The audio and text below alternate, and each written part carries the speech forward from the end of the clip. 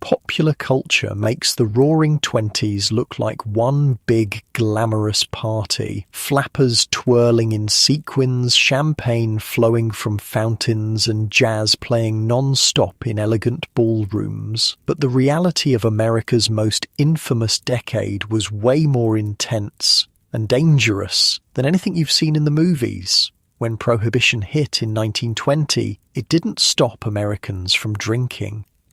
It just pushed an entire nation's nightlife underground, creating the most explosive and deadly party scene in history.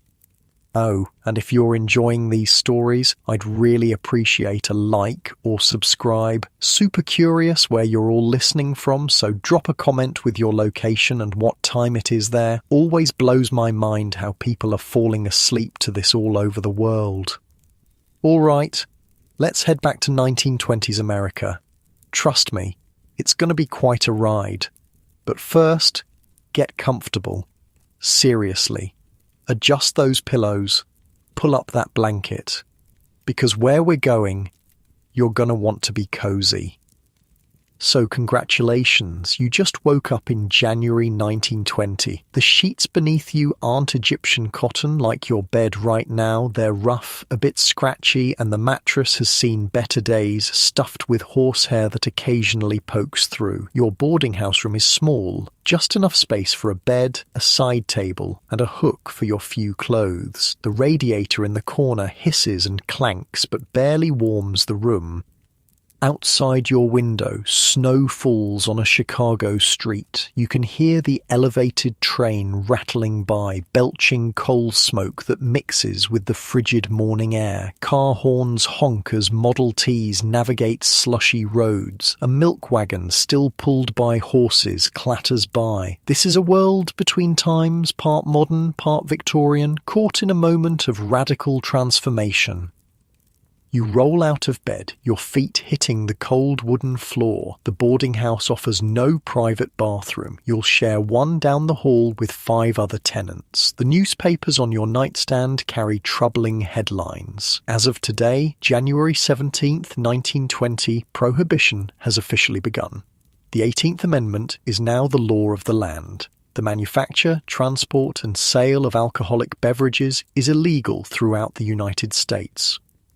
You head downstairs for breakfast. The boarding house dining room buzzes with conversation about this new dry era. A factory worker jokes, "Well, I guess we're all going to be saints now." Everyone laughs. They all know better. "My cousin knows a guy," a young secretary whispers. Leaning in, says he's opening a little place next week. Password only. Within days, Prohibition would birth something entirely new in American life. The speakeasy. The term itself wasn't new. Since the 1880s, speakeasy had referred to illicit bars in areas with restricted alcohol sales, but now these underground drinking establishments would transform from isolated oddities to the central feature of American nightlife. The speed with which they appeared was astonishing. When legal saloons closed their doors, speakeasies opened almost overnight, sometimes literally in the same locations, just with a new hidden entrance and a password system. You walk to work through neighborhoods transforming before your eyes. That pharmacy on the corner, by next month it'll have a secret back room where you can get something stronger than cough syrup. The basement entrance to that tailor shop, soon you'll need to whisper a password to get in. That nondescript door with no sign, it'll lead to a jazz club serving bootleg gin by Valentine's Day. Within just 5 years, New York City alone would have an estimated 30,000 speakeasies. Chicago, where you now live, would soon boast thousands of its own. Americans weren't about to let a little thing like federal law stop them from having a good time. By February, your boarding house friends have discovered 3 speakeasies within walking distance. One night after work, they invite you along. "Just tell them Joey sent you," your friend explains as you approach a nondescript door in an alley, and whatever you do, don't look nervous. You knock 3 times. A small window slides open, revealing a pair of suspicious eyes. "Joey sent me," you say, trying to sound casual. The door swings open to reveal a narrow staircase leading down to a basement. The sound of jazz drifts up, along with cigarette smoke and laughter. At the bottom, you enter a room that looks nothing like the seedy hole-in-the-wall you expected. The speakeasy is surprisingly elegant. Tables covered with white cloths surround a small dance floor. A four-piece band plays jazz in the corner. Piano, drums, trumpet, and saxophone. Well-dressed men and women sip from teacups and coffee mugs, their contents definitely not tea or coffee. The air is thick with tobacco smoke and perfume. "First time?" asks the bartender as you approach. He's wearing a vest and bow tie, looking professional as he wipes a glass. You nod.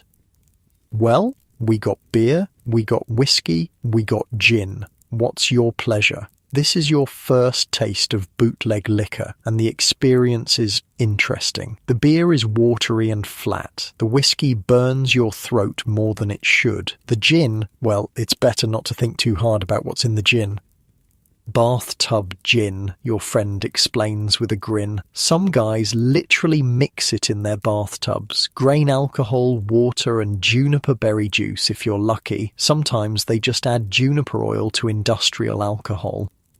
The quality of bootleg alcohol varied wildly in the early days of Prohibition. Some speakeasies managed to sell pre-Prohibition stock smuggled from Canada or Europe, but as that supply dwindled, most resorted to moonshine and bathtub concoctions. Some bootleggers even sold industrial alcohol, wood, alcohol, or other toxic substances that could cause blindness, paralysis, or death. Between 1920 and 1925, deaths from alcohol poisoning skyrocketed. The very government that banned alcohol to protect Americans from its dangers had inadvertently created a far deadlier drinking culture. But people accepted the risk. The allure of the forbidden, the thrill of breaking the law, and the unique atmosphere of the speakeasy proved irresistible. For the first time in American history, men and women drank together in public. Before Prohibition, saloons had been almost exclusively male territories. Now, women not only entered these new drinking establishments, they became their most enthusiastic patrons. By spring, your weekly speakeasy visits have become a ritual. You've learned to recognize the signs of a police raid, a particular knock, a light flashed twice in the window, a code word shouted across the room. When it happens, everyone moves with practiced efficiency. Bottles disappear under tables or into hidden compartments. Drinking cups are quickly emptied into potted plants or down special drains. By the time police break through the door, everyone's sipping Coca-Cola and discussing the weather. Most raids were just for show anyway. Corruption became an integral part of Prohibition. Police officers, Prohibition agents, judges, and politicians all had their hands out. Speakeasy owners factored regular payoffs into their business expenses. Those who didn't pay faced frequent raids and arrests. Those who did were largely left alone. One night in your now favourite speakeasy, a new band takes the stage. The trumpet player is extraordinary, his sound unlike anything you've heard before. The crowd falls silent as he plays, his cheeks puffed, his fingers dancing over the valves. This is the sound of something new being born. Jazz existed before Prohibition, of course, developing in New Orleans and spreading north with the Great Migration, but speakeasies became jazz's most important incubator. By 1925, Louis Armstrong would be revolutionizing the art form in Chicago. Duke Ellington would soon lead his orchestra at the Cotton Club in Harlem. Jelly Roll Morton, Bessie Smith, and countless others would find eager audiences in speakeasies across America. The marriage of jazz and illegal drinking created an entirely new American atmosphere, one of rebellion, spontaneity, and racial mixing that scandalized traditional society. White patrons flocked to black-owned clubs to hear black musicians. Wealthy socialites danced alongside working-class immigrants. College students mingled with gangsters. The social barriers that rigidly structured American life began to dissolve in these underground spaces. By summer, you've become a regular at 3 different speakeasies, each with its own character. One caters to the working class with cheap beer and basic surroundings. Another attracts a wealthier crowd with imported liquor and elegant furnishings. The third is known for its exceptional jazz and mixed-race clientele. But the relatively innocent early days of Prohibition were already giving way to something darker. As demand for illegal alcohol grew, organized crime moved in to control the supply. One night, the atmosphere in your favorite speakeasy changes. Men in expensive suits enter, looking around with calculating eyes. The owner greets them nervously, ushering them to the best table. The band plays on, but everyone seems tense. Capone's guys, your friend whispers. Al Capone was just beginning his rise to power in Chicago, having moved from New York in 1920 at the invitation of Johnny Torrio. By 1925, he would control most of Chicago's bootlegging operations, along with gambling, prostitution, and other rackets. His annual income would reach $60 million, over $900 million in today's money. Capone wasn't alone. In New York, Meyer Lansky and Lucky Luciano built similarly vast criminal empires. In Detroit, the Purple Gang controlled bootlegging across the Canadian border. In cities large and small, gangsters exploited Prohibition to build criminal organizations of unprecedented size and power. Violence inevitably followed. Territorial disputes erupted into gun battles on city streets. Hijackings of liquor shipments became common. Rivals were eliminated in spectacular public assassinations. By the mid-1920s, Chicago averaged more than 500 gang murders per year. Many never solved, many more never even investigated. The ultimate expression of this violence would come in 1929 with the St. Valentine's Day Massacre, when 7 men from Bugs Moran's gang were lined up against a garage wall and executed by Capone's men disguised as police officers. But that was still years away. For now, in 1920, you're just beginning to understand how Prohibition is transforming America. What began as a moral crusade backed by temperance groups, religious leaders, and progressive reformers has unleashed forces no one anticipated. Far from creating a more virtuous society, Prohibition has birthed a nationwide underground culture of law-breaking, corruption, and violence, along with unprecedented social freedom and artistic innovation. Fall arrives, and your speakeasy adventures continue. You've learned the lingo now. You don't ask for whiskey, you ask for tea. Beer is near beer. A flask is a striped kitty. Police are Johnny Law. To be drunk is to be spifflicated, ossified, or zozzled.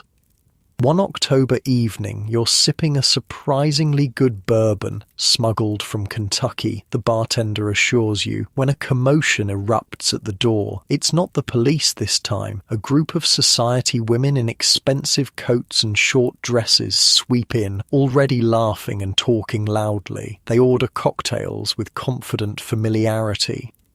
These are the first flappers you've seen up close. Their hair is bobbed short under stylish hats. Their dresses barely reach their knees. They wear makeup boldly, red lipstick and dark eyeshadow. They smoke cigarettes in long holders, gesturing dramatically as they talk. Everything about them defies traditional notions of feminine propriety. They were at a rally earlier, someone explains, for women's suffrage. But women already got the vote, you say, confused. The 19th Amendment had been ratified in August, just a few months ago. State offices now, they want women in the state legislature. The arrival of these political flappers reminds you how many transformations are happening simultaneously in 1920. Prohibition is just one current in a river of change that includes women's rights, racial consciousness, technological advancement, and artistic innovation. As winter settles in, your speakeasy becomes something of a second home. The initial novelty has worn off, replaced by comfortable familiarity. You know the bartenders by name, you have favourite tables and preferred drinks. The original sense of danger has faded into routine, though the risk remains very real. On a snowy December night, you're there when something truly dangerous happens. Two men argue at the bar, their voices growing louder until one pulls a gun. Everyone freezes. The band stops playing. In the sudden silence, you can hear the click as the man cocks his revolver. The owner steps in, somehow calming the situation. The gun disappears. The man is escorted out. The band resumes playing, though the mood remains tense. This wasn't just speakeasy theatre. It was a glimpse of how quickly violence could erupt in this new environment where the law and order existed only as concepts, not realities. As 1920 comes to a close, you reflect on how dramatically American social life has changed in just 1 year. Prohibition was supposed to end drinking. Instead, it transformed drinking into a national obsession, a form of rebellion, and a new kind of social glue. Speakeasies have become America's most important social institutions, places where rigid boundaries of gender, class, and sometimes even race dissolve in a haze of illegal alcohol and revolutionary music. You've witnessed the birth of modern American nightlife, and it's only just beginning. The next decade will see speakeasy culture expand and evolve, becoming ever more elaborate and influential. Cocktails will be invented to mask the taste of inferior liquor. Fashion will adapt to the new social environment. Music will continue to develop in response to this unique cultural moment. On New Year's Eve, 1920, your speakeasy is packed beyond capacity. The air is thick with smoke. The band plays frantically as couples dance the new steps everyone's learning. Bootleg champagne flows freely, though it's hardly the quality you'd find in a legal establishment. At midnight, a cheer goes up. 1921 has arrived. Prohibition is still the law of the land, but no one seems to care. If anything, the illegal nature of this celebration makes it more exciting. There's a collective thrill in the shared defiance, a sense of being part of something subversive and new. You raise your glass, actually a coffee cup, in a toast with your friends. The jazz band launches into a wilder number. The dance floor becomes a frenzy of movement. A woman you've never met grabs your hand and pulls you into the dance. "Happy New Year, honey," she shouts over the music. "Here's to whatever happens next." What happens next, of course, is the rest of the Roaring Twenties, with all its excesses, innovations, and contradictions. But that's just the beginning of how Americans really spent their free time in this transformative decade.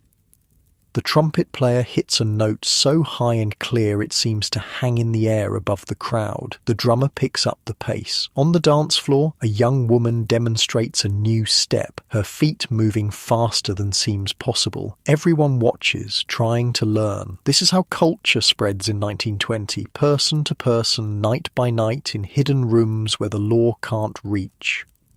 The policeman who regularly patrols this block walks past the door, deliberately looking the other way. He'll collect his payment tomorrow. Everyone knows the system. Everyone plays their part. Your friend leans in, shouting to be heard over the music. They're opening a new place next week. Supposedly they've got girls dancing the Charleston. She raises her eyebrows suggestively. "Want to check it out?" You've spent the whole morning wandering through the streets of Chicago, and now the mid-afternoon sun casts long shadows between the buildings. You pass a department store window and something catches your eye, a display of women's clothing unlike anything you've seen before. Short dresses with straight silhouettes decorated with beads and fringe, no corsets in sight, mannequins with bobbed hair and long strands of pearls. This is the new look sweeping America in 1922, and it's causing quite a stir. An older woman stops beside you, clicking her tongue in disapproval. "Disgraceful," she mutters. "In my day, a lady wouldn't be caught dead showing her knees." You smile politely, but say nothing. Times are changing, and nowhere is this more obvious than in women's fashion. The transformation is so dramatic it's almost hard to believe. Just 10 years ago, women were still wearing ankle-length dresses, corsets that cinched their waists to painful extremes, and elaborate hairstyles that took hours to arrange. Now, the most fashionable young women of 1922 look almost like different creatures entirely. Your curiosity piqued, you decide to step inside the department store. The women's department is buzzing with activity. Shop girls demonstrate the latest styles to customers. A beauty counter offers cosmetics that would have been considered scandalous a decade earlier.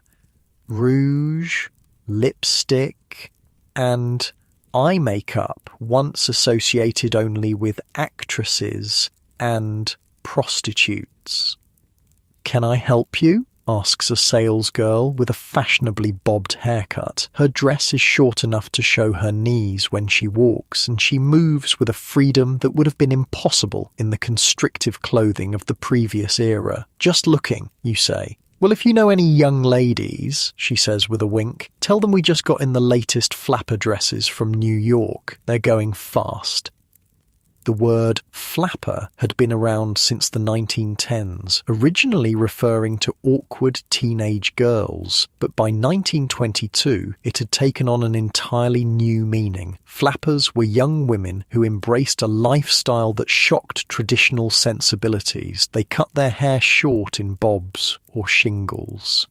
They wore makeup boldly and publicly. They smoked cigarettes, drank illegal alcohol, and used slang that would make their mothers faint. And they danced. Oh, how they danced to the wild new rhythms of jazz.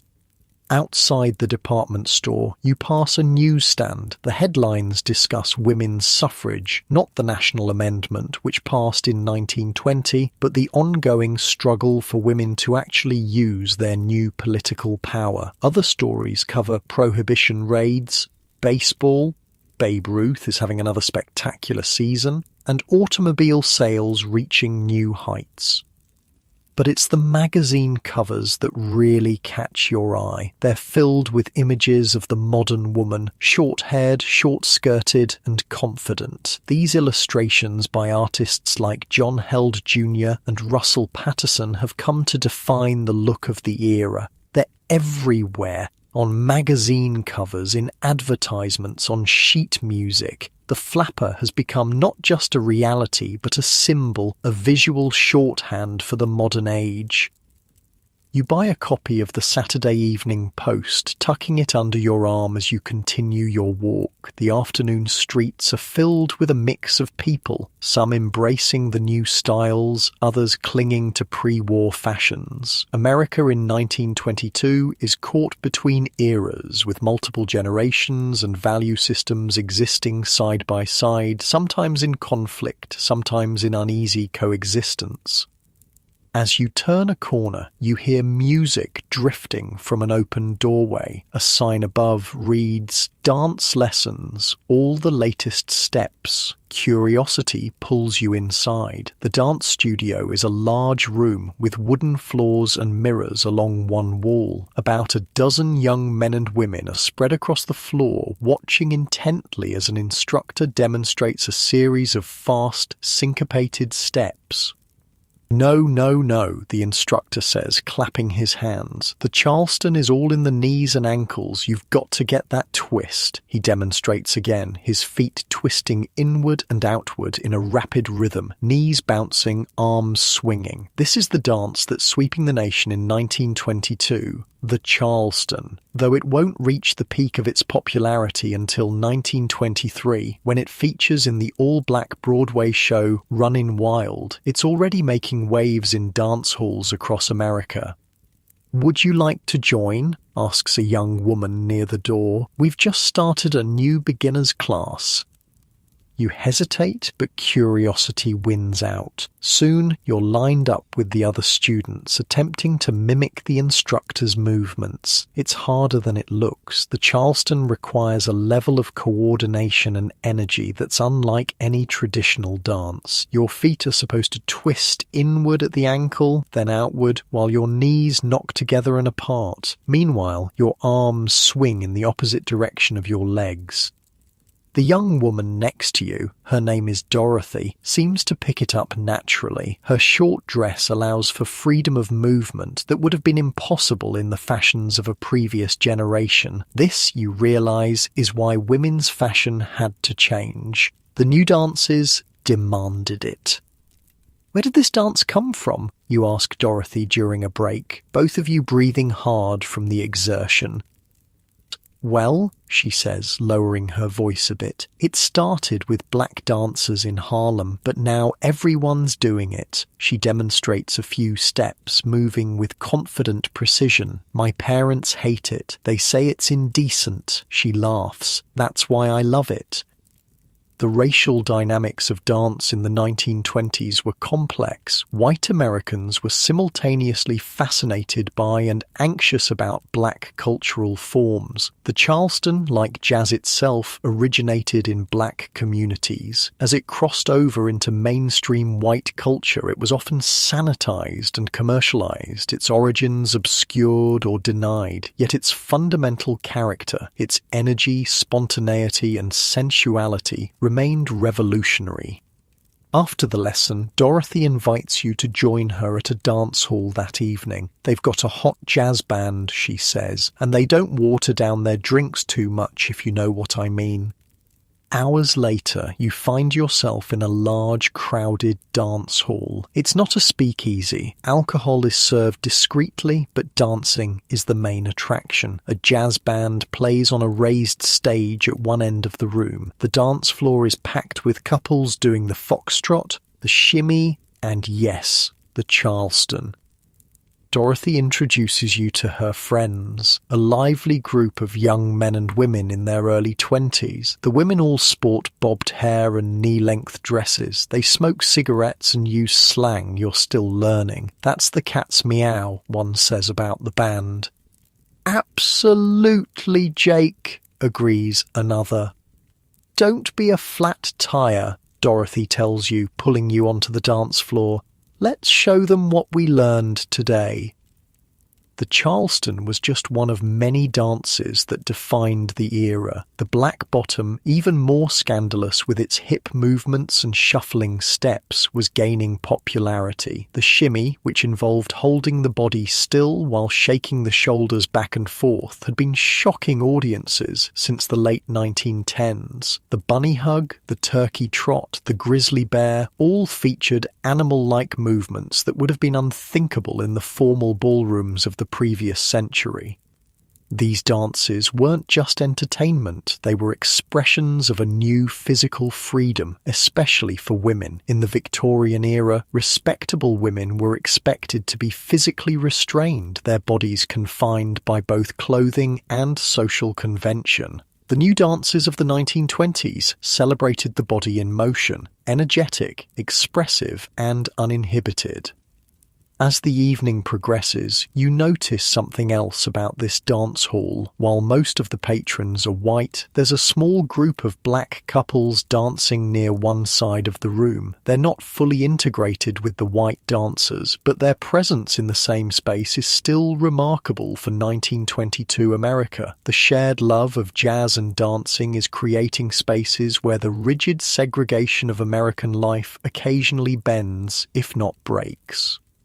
During a break in the dancing, Dorothy introduces you to her friend, Evelyn, who works as a secretary at an advertising firm. "Can you believe I make enough to have my own apartment?" Evelyn says proudly. "My mother keeps telling me I need to find a husband, but I tell her I'm having too much fun to settle down." This was another aspect of the flapper revolution, economic independence. After World War I, more women entered the workforce than ever before. New jobs in offices, department stores, and telephone exchanges offered alternatives to domestic service or factory work. While women were still paid less than men and often expected to leave work after marriage, a young single woman could earn enough to support herself, however modestly. This economic independence fueled social independence. A young woman with her own income could make her own choices about how to dress, where to go, and whom to associate with. The traditional patterns of courtship and marriage began to shift as women claimed more autonomy over their lives and bodies. "My grandmother couldn't even vote," Dorothy tells you as you sit out a dance watching the crowd. "Now we can vote, earn our own money, and dance the Charleston. Progress." She raises her drink in a mock toast. But not everyone saw these changes as progress. Newspapers and magazines were filled with dire warnings about the flapper menace and the moral decline of American youth. Religious leaders denounced the new dances as sinful. Schools banned short skirts and bobbed hair. Parents worried that their daughters were being corrupted by modern influences. One article in the Atlantic Monthly in 1920 had described flappers as women who trot like foxes, limp like lame ducks, one step like cripples, and all to the barbaric yawp of strange instruments which transform the whole scene into a moving picture of a fancy ball in Bedlam. Such criticisms had little effect. If anything, they made flapper culture more appealing to young women eager to break with the constraints of the past. The more their elders disapproved, the more enthusiastically they embraced their new freedoms.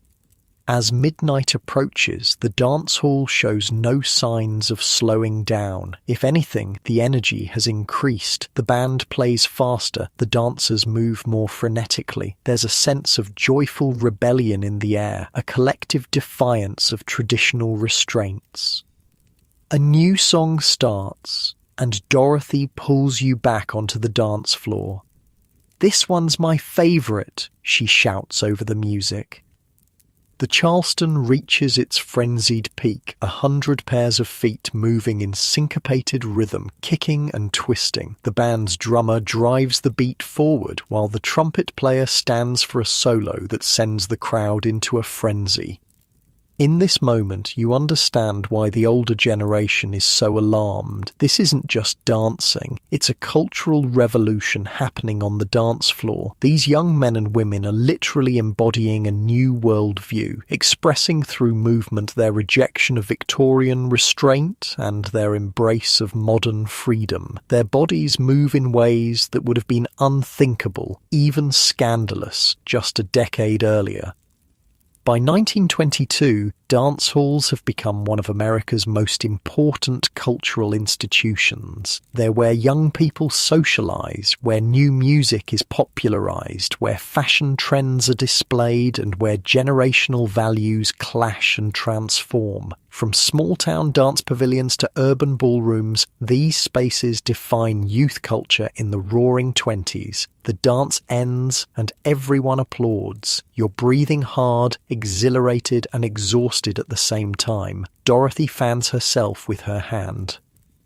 "Isn't it the berries?" she says, grinning. "My mother would have a fit if she could see me now." For many young women, that was precisely the point. The flapper wasn't just a fashion statement, she was a declaration of independence from the restrictions of the previous generation. By cutting her hair, raising her hemlines, and dancing until dawn, she announced her intention to live life on her own terms. Of course, the reality was more complicated than the image. Most young women of the 1920s weren't full-fledged flappers. They might adopt elements of the style, a bobbed haircut here, a shorter skirt there, while still living largely conventional lives. They might work as shopgirls or secretaries during the day, then dance the Charleston on Saturday nights before attending church with their parents on Sunday morning.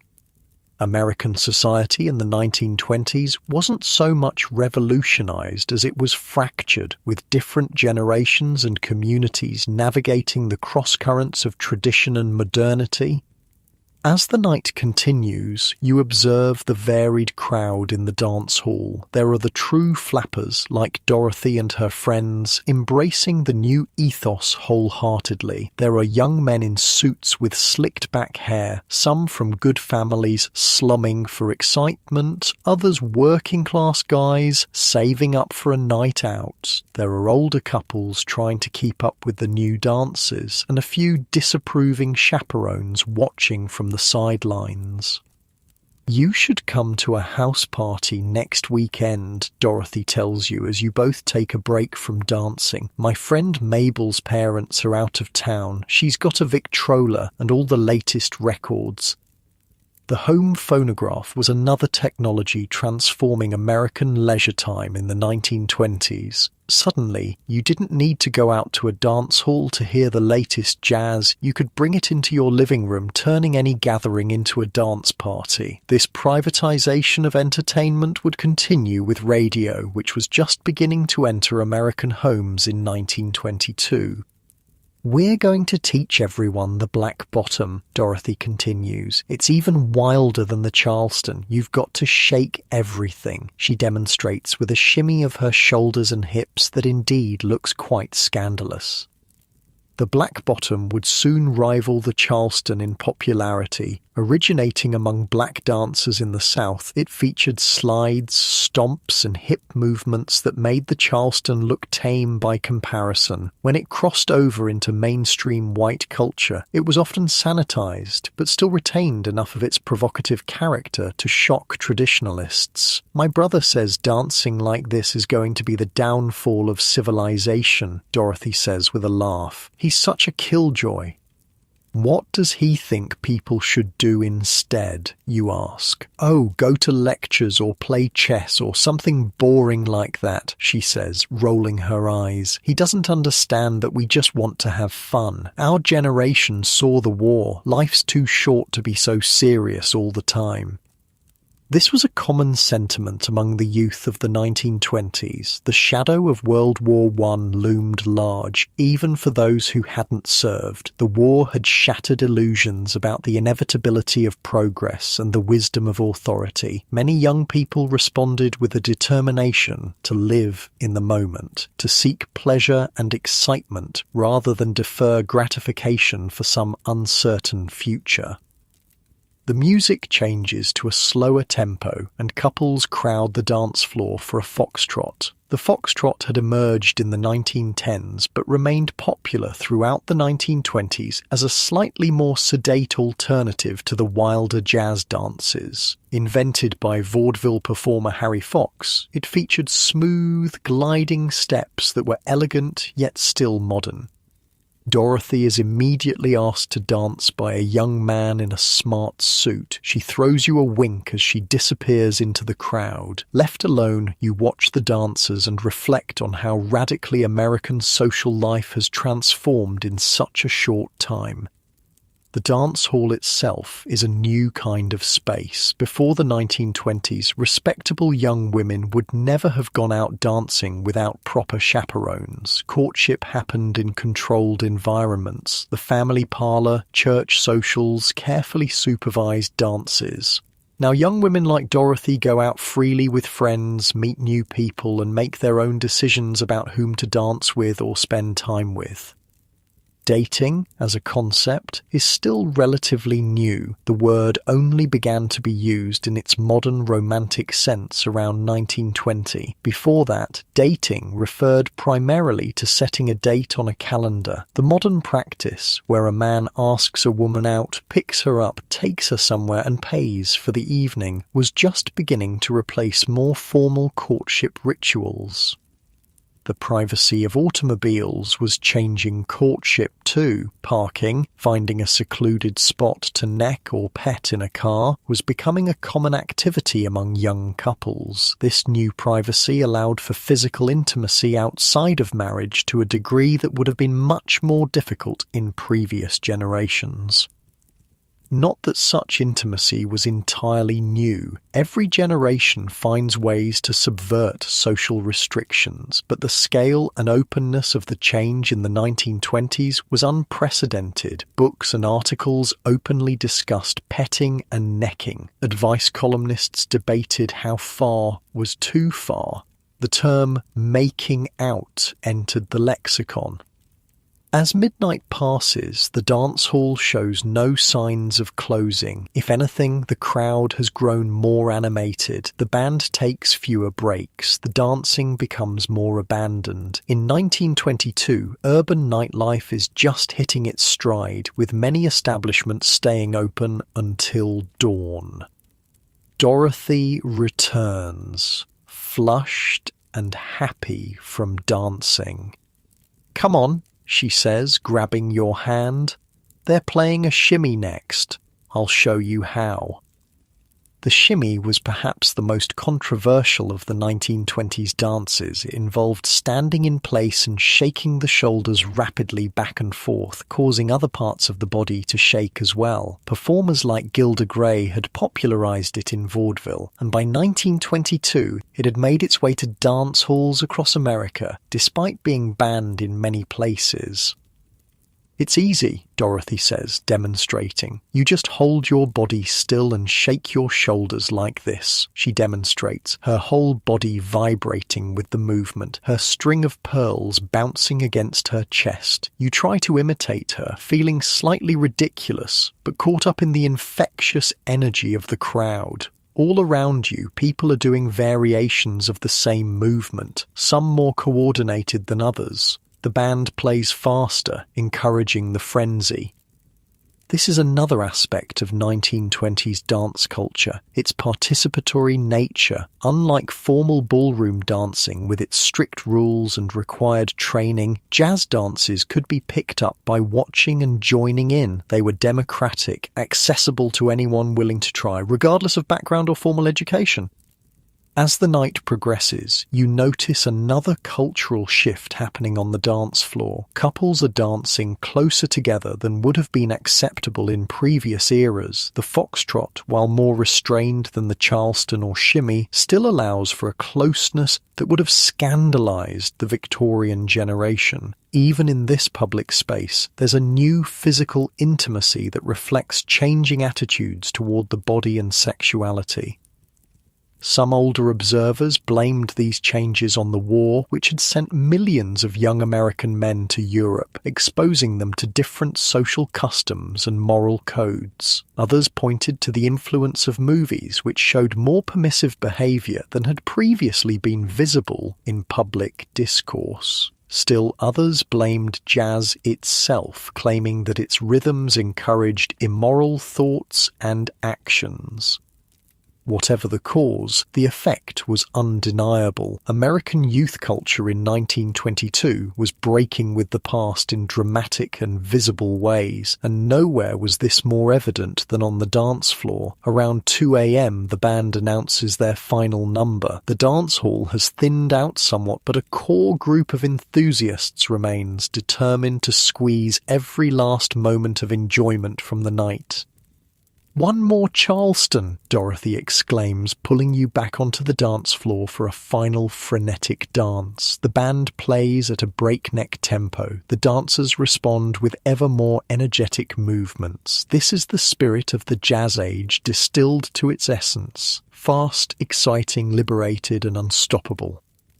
As the music builds to its climax, you look around at the bobbed hair, the short skirts, the flushed faces and sparkling eyes. This, you realize, is a moment of genuine cultural transformation happening right before your eyes. These young men and women aren't just dancing. They're defining a new era, step by step, beat by beat. The song ends with a dramatic flourish. Everyone applauds wildly, shouting and whistling their appreciation. The band takes a bow. The dance hall lights come up slightly, signaling that the night is truly over. "Wasn't that just the cat's pajamas?" Dorothy says, fanning herself with her hand. She's barely out of breath despite dancing for hours. "Say, a bunch of us are going to get some coffee at an all-night diner. Want to join?" This too is new. Young people, especially young women, out at all hours, moving freely through the city, making their own decisions about how to spend their time and whom to spend it with. The night isn't ending, it's just moving to a new venue. "There's another dance tomorrow at the Arcadia Ballroom," Dorothy continues as you gather your things. "They've got a contest for the best Charleston. First prize is $50. My friend Mabel and I are entering. You should come watch." Dance contests were becoming a popular entertainment in their own right. Some, like dance marathons, would test physical endurance, with couples dancing for days on end. Others showcased skill and style, helping to spread new dance crazes across the country. Outside, the night air is cool and refreshing after the heat of the dance hall. A few automobiles idle at the curb, waiting for dancers. Others walk in groups towards streetcar stops or nearby diners. The city at night is alive with young people, their energy undiminished despite the late hour. As you walk with Dorothy and her friends toward an all-night diner, someone starts humming the Charleston tune. Soon everyone is doing the dance steps right there on the sidewalk, laughing and showing off. A policeman watching from the corner just shakes his head. This is 1922. The old rules are changing, and even the authorities are beginning to accept that they can't stop the tide. The next day dawns bright and clear. After sleeping late to recover from your night of dancing, you decide to explore another aspect of 1920s American leisure, the booming world of spectator sports. You've been hearing excited conversations about today's baseball game between the Chicago White Sox and the New York Yankees. Apparently, the Yankees' new star, Babe Ruth, is coming to town.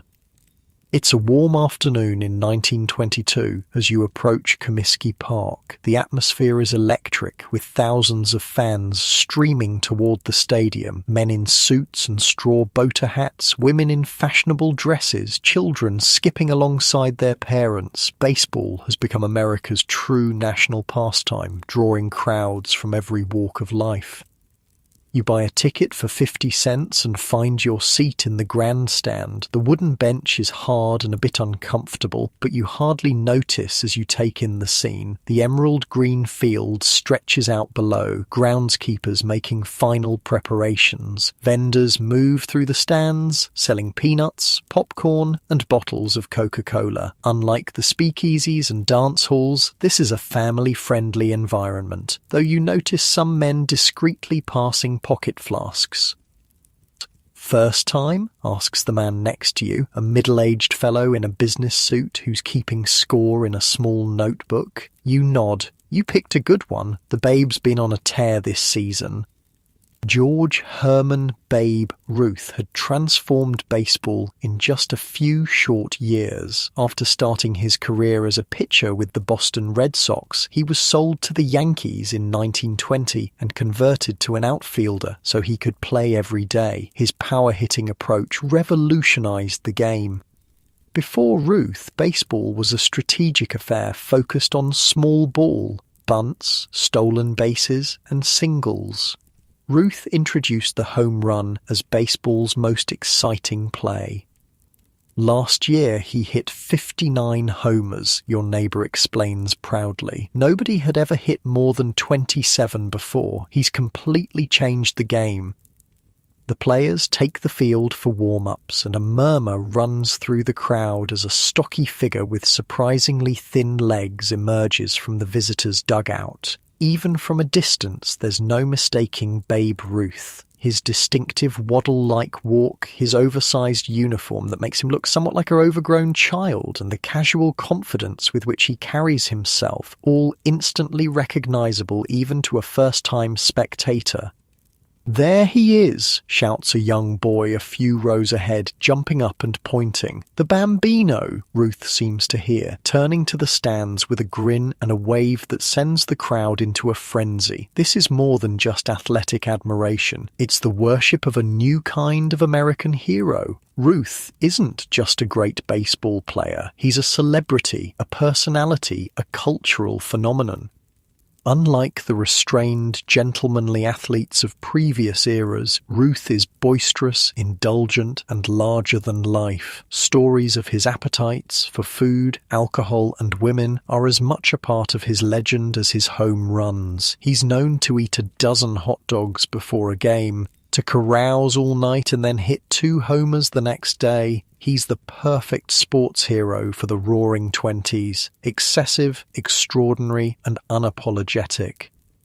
The game begins, and you're surprised by how engaging it is, even for a newcomer. The rhythm of baseball is accessible. The pitch, the swing, the crack of the bat, the dash around the bases. The crowd reacts as one organism, gasping, cheering, and groaning in unison. When Ruth comes to bat in the 3rd inning, the stadium falls into an expectant hush. He adjusts his cap, taps his bat on the plate, and points toward the outfield, a gesture that some interpret as him calling his shot, predicting where he'll hit the ball. The pitcher winds up and delivers. Ruth's swing is a thing of beauty, powerful yet graceful, with perfect timing. The crack of the bat echoes through the stadium as the ball soars high and deep. The crowd rises as one, following its arc as it clears the right field fence by a good 30 feet. Home run. The stadium erupts. Ruth circles the bases with his characteristic trot, tipping his cap as he crosses home plate. Children scream with delight. Men pound each other on the back. Women wave handkerchiefs. This is sports as pure spectacle as shared cultural experience. "That's 31 this season," exclaims your neighbour, marking it carefully in his scorebook. "He's on pace to break his own record." Baseball's popularity in the 1920s cannot be overstated. With increased urban populations, improved transportation, and more leisure time, attendance at major league games nearly doubled during the decade. New stadiums were built across the country, larger, more comfortable venues that reflected baseball's growing cultural importance. But baseball wasn't the only sport captivating Americans. As the afternoon game stretches on, the Yankees eventually winning 6-3, with Ruth hitting another homer in the 8th inning, talk in the stands turns to the upcoming boxing match between Jack Dempsey and Tommy Gibbons, scheduled for the following summer. "Dempsey's unbeatable," insists a man behind you. "Knocked out Carpentier in the 4th round last year. 70,000 people saw it."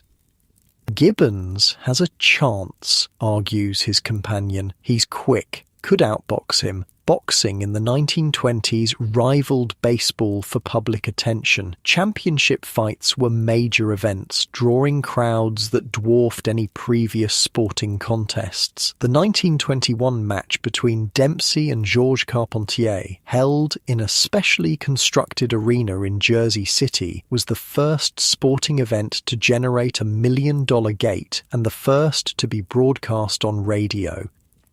Like Ruth, Jack Dempsey was a sports icon who transcended his sport. Known as the Manasseh Mauler, his aggressive, relentless fighting style made him a perfect symbol of the dynamic, sometimes violent energy of the decade. His fights were spectacles of barely controlled brutality that both horrified and fascinated the public. As you leave the baseball stadium with the satisfied crowd, the late afternoon sun still warm on your face, you noticed newspaper boys hawking the evening edition. Read all about it. Ruth does it again. 2 homers against Sox. The speed with which sports news travelled was another feature of this new media age. Radio broadcasts were just beginning to bring games to remote listeners. Newspapers published multiple editions to keep up with sporting results. America was becoming a nation united by shared experiences, even if those experiences were enjoyed vicariously through media.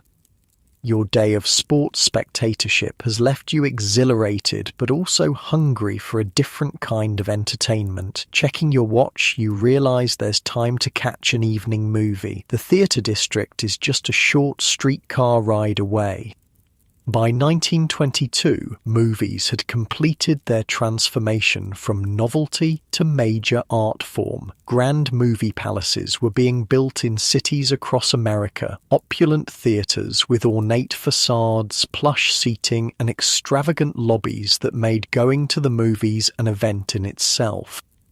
You disembark at a busy intersection dominated by a dazzling marquee. Electric lights spell out State Theatre above a display promoting Grandma's Boy starring Harold Lloyd. The poster shows the bespectacled comedian in a characteristic pose of comical distress.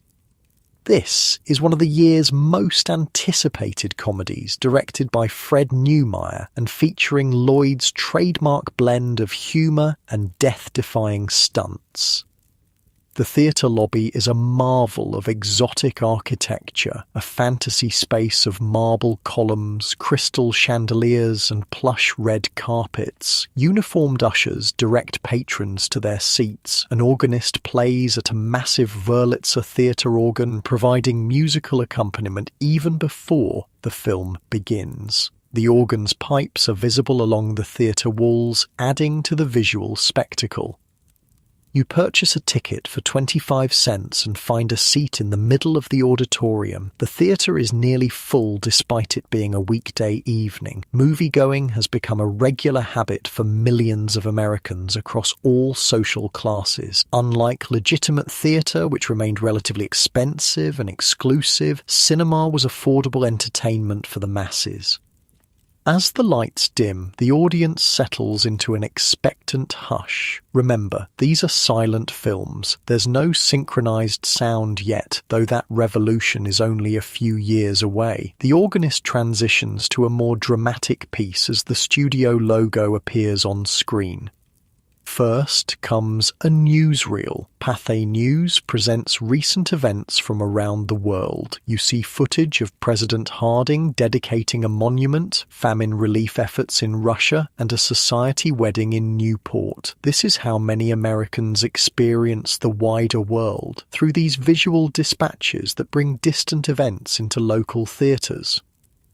Next is an animated short, a Felix the Cat cartoon. The mischievous feline gets into a series of increasingly absurd predicaments, each resolved through impossible physical transformations that only animation can achieve. The audience laughs appreciatively. Animation is still a relatively new art form, and its freedoms from physical constraints delight viewers accustomed to the limitations of reality. Finally, the main feature begins. Grandma's Boy tells the story of a cowardly young man who gains courage after his grandmother gives him a talisman that supposedly belonged to his brave grandfather. The humour builds from Lloyd's physical comedy, his expressive face magnified on the giant screen, his body performing astonishing stunts that blur the line between comedy and danger. Lloyd, along with Charlie Chaplin and Buster Keaton, formed the triumvirate of great silent comedians. Each had a distinctive screen persona: Chaplin the wistful tramp, Keaton the stone-faced stoic, and Lloyd the glasses-wearing everyman, whose ordinary appearance belied his extraordinary physical abilities.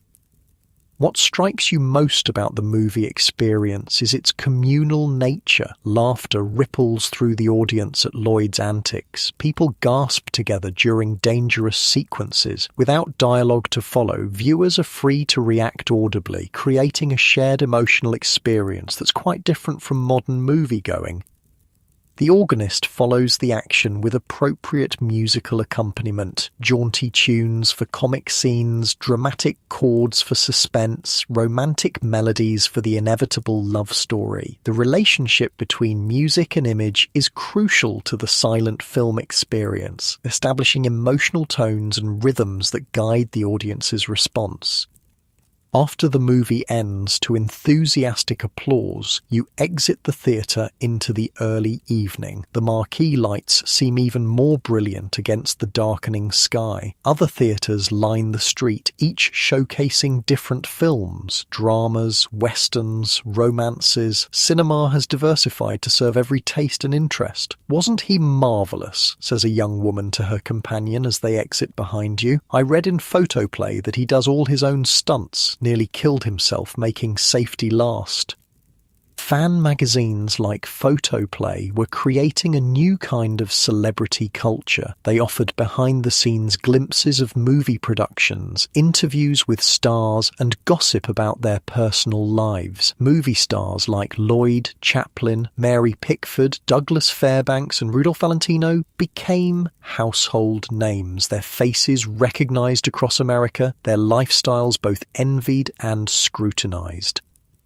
The streets are still busy as night falls. The urban landscape has been transformed by electric lighting, creating new spaces for nighttime entertainment and commerce. Restaurants, theatres and shops remain open into the evening, their windows casting warm rectangles of light onto the sidewalks. The American night has been colonized by leisure activities that were once confined to daylight hours. You decide to stop for dinner at a nearby automat, another innovation of the era. The Horn and Hardart Automat is a cafeteria-style restaurant where food is served by coin-operated vending machines with glass doors. You insert nickels, turn a knob, and retrieve your selection. Perhaps a sandwich, a slice of pie, or a cup of coffee. It's dining mechanized for the modern age, enabling quick, affordable meals for busy urbanites. As you eat, you overhear conversations at nearby tables. A group of office workers discusses the latest episode of Amos and Andy, a popular radio show. Though radio broadcasting is still in its infancy in 1922, it's already changing how Americans spend their leisure hours. By the end of the decade, radio would become the first truly national mass medium, bringing entertainment, news, and advertising directly into American homes. "We got a crystal set last month," one man explains proudly. "Reception's not great, but when it's clear, you can hear stations from 3 states away." Early radio receivers required patience and technical skill. Crystal sets, the simplest and cheapest receivers, used a small piece of crystalline mineral and a thin wire known as a cat's whisker to detect radio signals. They required no external power but needed careful adjustment and headphones to hear the weak signals. More expensive vacuum tube radios offered better reception and could power loudspeakers, allowing entire families to listen together. The programming in 1922 is still rudimentary. Music performances, news readings, occasional sports broadcasts, but the foundation is being laid for what will become known as radio's golden age, a period when radio serials, comedy shows and dramas would gather families around the receiver each evening, creating shared national experiences. After finishing your meal, you decide to explore the city's evening offerings further. The night is still young, and 1920s urban America offers endless entertainment options. You pass newsstands selling the latest magazines and newspapers. Time magazine won't launch until the following year, but there's already a bewildering array of publications catering to every interest, from highbrow literary journals to pulp fiction magazines with lurid covers. One magazine catches your eye, the Saturday Evening Post, with a Norman Rockwell illustration on the cover. Rockwell's idealized depictions of American life are becoming cultural touchstones, simultaneously documenting and mythologizing everyday experiences.